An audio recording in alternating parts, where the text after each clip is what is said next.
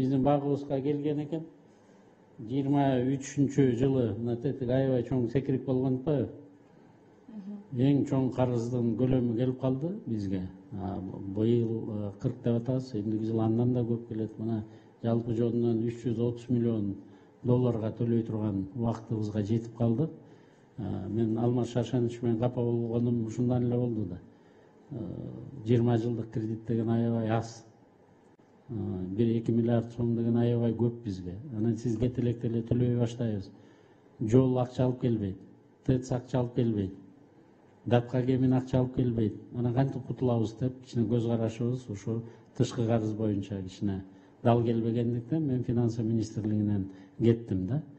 Эми бизде бир гана жолубуз бар, бул экономиканы оңдошубуз керек. Бири-бирибизге жолок таяк болуп жардам беришибиз керек.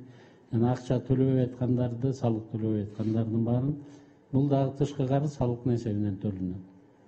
Ушу көп миллиардтарды оборот кылып, акчаларын сыртка чыгарып кетип, Эмиратта, бөлөк чет мамлекеттерде үй куруп, ошол жака бизнес кургандын баарын токтотуп, Кыргызстанда куруп, Кыргызстанда салык төлөттүрүшүбүз керек. Бизге расчетторубуздун баары бар.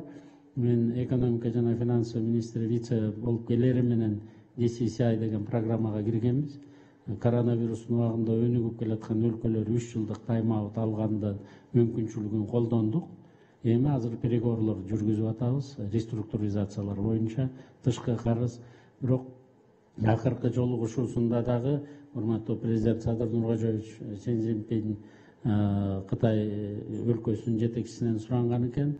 Ушуну карап көрөсүңөрбү деп макул демиш болуп койду. Эми 93 өлкө, 180 өлкөдөн 93 өлкө азыр Кытайга карыз. Экспортный импортный банк бир да жолу реструктуризация кыла элек да. Ошондуктан биз ага көп ишенбей, өзүбүздүн белибизди бекем бууп, анан экономика менен алек болушубуз керек. Азыр оюнчук көрүнүп атат. Айрым бир мурунку коллегаларым, азыркы иштеп аткан депутаттар, мен премьер болсом ушундай болот эле деп. Биринчиден көз карандысызды, кыргызстандыкты сактап калыш, чек аралардын баарын бекитип, жана антип акчанын баарын 400 миллиардка чыгарыш керек. Экинчиден ошол эле ТЭЦ альтернативалык жолду 2024-жылы берели деп атабыз. Ошол жол анан мына датка кемин. Ушулардын баары бөлөк экспортный импортныйдын башкаруучусу келип башкарбаш үчүн жанталашып тышкы карызды төлөшүбүз керек да. Анан мына иним айтып кетти, элдин жашоо турмушун да көтөрүшүбүз керек. Анан ушинтип эле бир мусапыр, бир байкуш болуп эле жүрө беребизби? Мен Орусиянын премьер-министри менен жолукканда дагы айттым. Премьер-министр болуп келгенде мен президентке макулдашып туруп, мы отказываемся от синдрома бедной страны дедик. Жардам берсеңиздер, биз рахмат деп айтабыз. Бирок жардам бербей койсоңуздар деле өзүбүздүн арабызды өзүбүз сүйрөйбүз деген кеттик. У нас достаточно внутренних резервов, источников, чтобы обеспечить и внутренний устойчивый рост, увеличить пенсии, пособия и заработную плату. По крайней мере, наш кабинет министров этот путь видит, и обеспечить выплату внешнего долга.